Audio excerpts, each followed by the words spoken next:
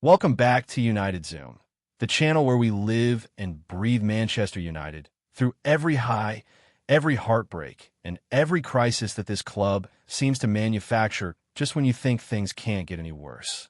And today, ladies and gentlemen, we need to talk about a defensive disaster so complete, so total, so almost cinematic in its absurdity that if you wrote it as fiction, nobody would believe you.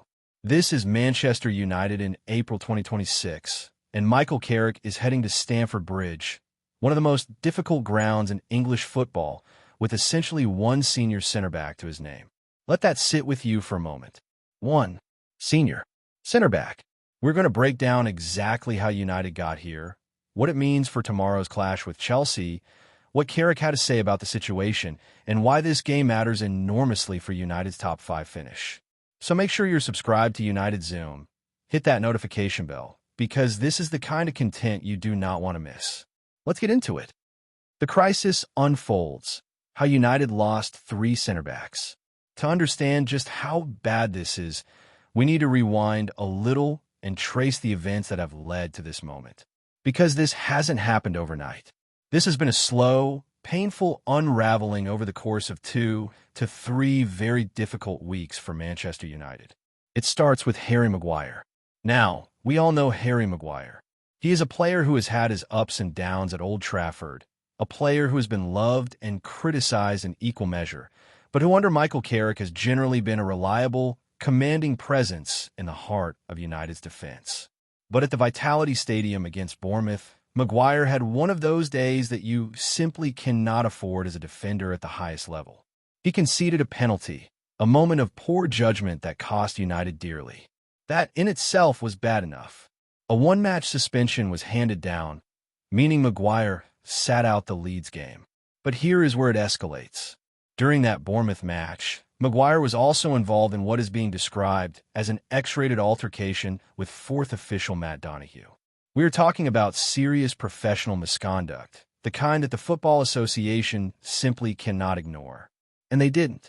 On Wednesday of this week, Maguire received a further suspension on top of his original ban. That means he is not just missing the Chelsea game. He could be sitting out for longer than initially anticipated. Then there is Lisandro Martinez. Now, Lisandro Martinez is a player that United fans absolutely adore. The Argentine is passion personified. He throws his body on the line. He fights for every ball. He leads with intensity and aggression. But sometimes that aggression tips over the line. Against Leeds United on Monday, in what was already a brutal and painful defeat, Martinez was involved in an incident with Dominic Calvert-Lewin. A hair pull. It sounds almost ridiculous when you say it out loud. A hair pull. But in the context of a high-intensity match, the referee had no hesitation in producing the red card, and the Football Association had no hesitation in handing Martinez a 3-match ban. 3 matches. Gone. Chelsea and beyond. So you've lost Maguire. You've lost Martinez. 2 of your most senior, most trusted center backs. Both suspended. Both unavailable for one of the biggest games of the season. United are still trying to secure Champions League football. The stakes are enormous. And the manager is already having to think creatively about how to patch up his defensive line. But wait, it gets worse. Matthijs de Ligt and the long-term absence. Matthijs de Ligt, the Dutchman who was signed to be a cornerstone of this United defense, a player with Champions League pedigree, a player who was supposed to bring experience and composure. He has been unavailable for weeks now due to a long-term back issue. Back injuries in football are notoriously complicated. They are not the kind of thing you rush. And de Ligt has simply not been available, leaving Carrick with a shrinking pool of options at the back. At this point, with Maguire suspended, Martinez suspended, and de Ligt injured, United were left with 2 center backs available for the Chelsea match. 2. Leny Yoro and Ayden Heaven. Leny Yoro, the young French defender, a player of enormous potential who has shown real promise in his time at the club. Ayden Heaven, the former Arsenal youngster, still developing, still learning the game at the highest level, but someone who Carrick has shown significant faith in. 2 young defenders. For Chelsea, at Stamford Bridge, in a game United cannot afford to lose. And then, because this is Manchester United in 2026, Even that wasn't enough misery. Yoro goes down, one senior center back remaining.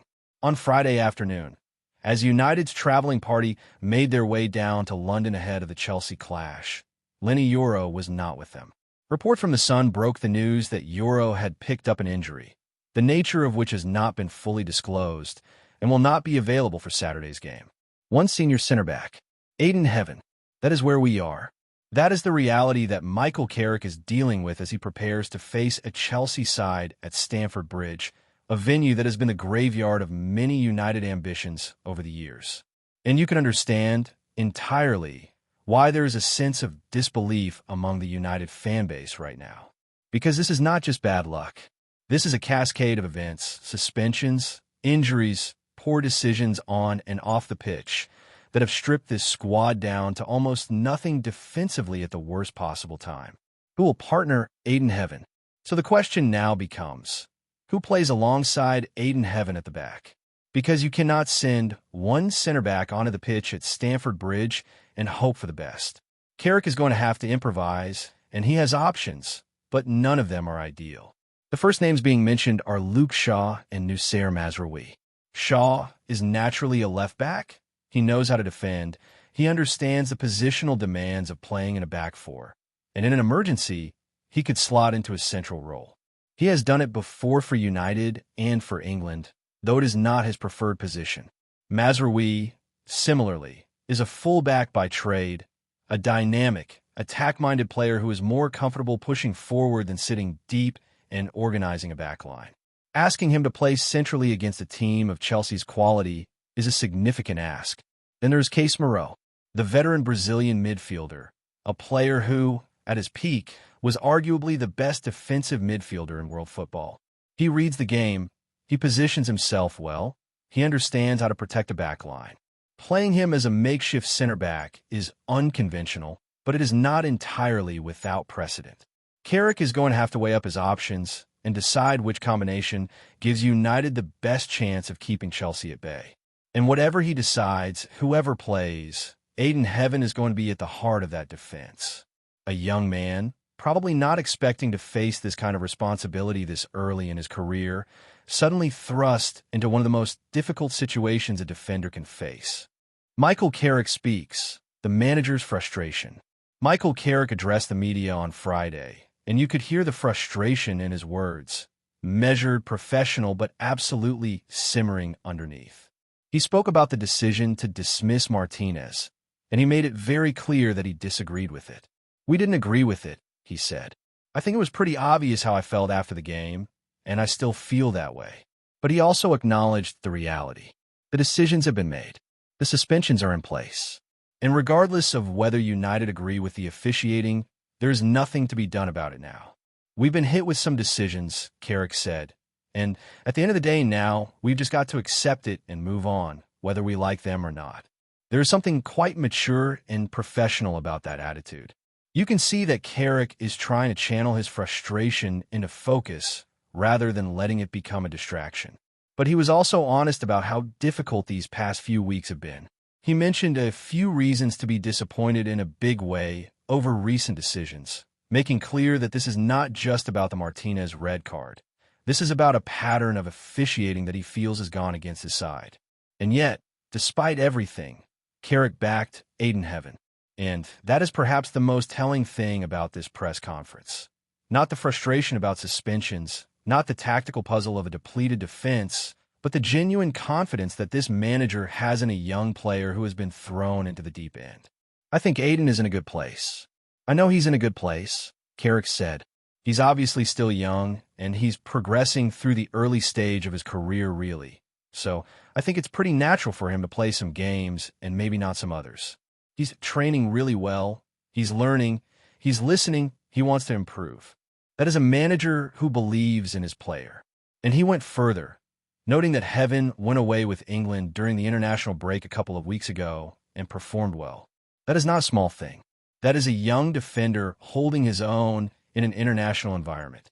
And Carrick made the point that in terms of the number of games Heaven has played, he is already ahead of schedule. But believing in your player and watching your player face Chelsea's attacking options with minimal experience support around him, Those are two very different things. Why this game matters so much. Let's step back and put this game in its full context, because the stakes here are genuinely enormous for Manchester United season. United are currently sitting 5th in the Premier League table, inside the top 5, which is where you need to be. Why top 5, you ask? Because this season, 5 teams qualify for the Champions League, not 4 or 5. That extra qualification spot changes the maths significantly, and right now, United are holding on to that 5th position. Going into the Chelsea game, United have a 7-point cushion over 6th-place Chelsea. 7 points. That sounds comfortable, but it is not as comfortable as it looks. Because Chelsea have games in hand, because the season is reaching its final stages, and because every game from here until the end of May is going to be contested fiercely by every team in that top 6 conversation. A win for United at Stamford Bridge would strengthen their grip on that Champions League place enormously. It would extend the gap over Chelsea to 10 points, potentially making it mathematically very difficult for the Blues to overtake them. It would also send a message to every other team in that conversation that despite the injuries, despite the suspensions, despite the chaos at the back, Manchester United are still in this fight, and they are not going away. A defeat, on the other hand, closes the gap to 4 points. 4 points is very manageable territory. 4 points with several games left to play means Chelsea are right back in the hunt. It means the pressure ramps up on United, on Carrick, on every player in that dressing room. So this is not just a football match. This is potentially a season-defining moment. And United are going into it with one center back. The bigger picture, what this means for Carrick's United. Stepping even further back, this moment tells us something important about where Manchester United are as a football club. The fact that 3 senior center backs are unavailable simultaneously, through suspension and injury, speaks to a squad depth problem that has been evident for some time. You cannot build a title-challenging, Champions League competing team on the assumption that your first-choice defenders will always be available. Injury and suspension happen in football. They are inevitable. The question is whether your squad is equipped to absorb those blows without completely unraveling.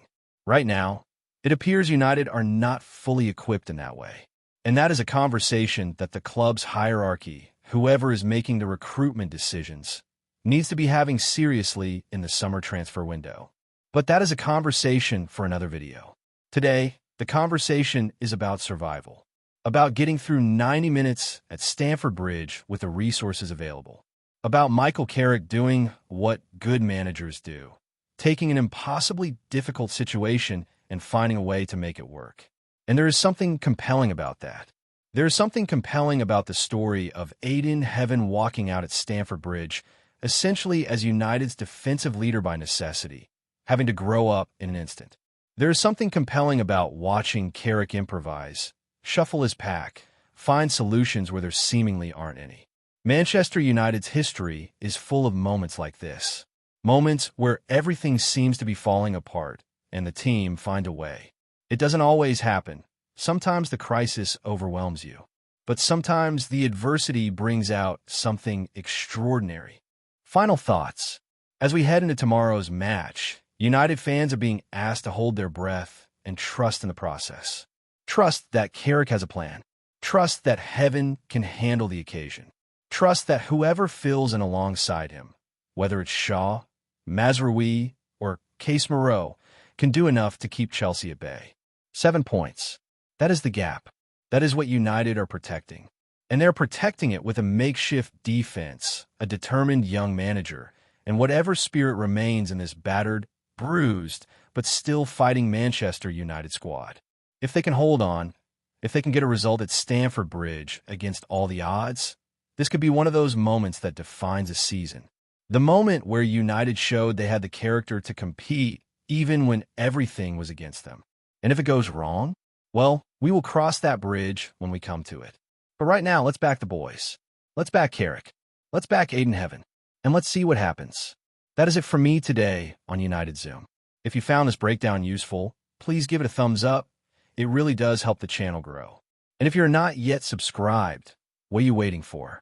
Hit that subscribe button right now because we cover everything Manchester United, every match, every development, every crisis, and there are clearly plenty of those to go around. I will see you after the Chelsea game with a full reaction. Until then, stay red. Come on, United.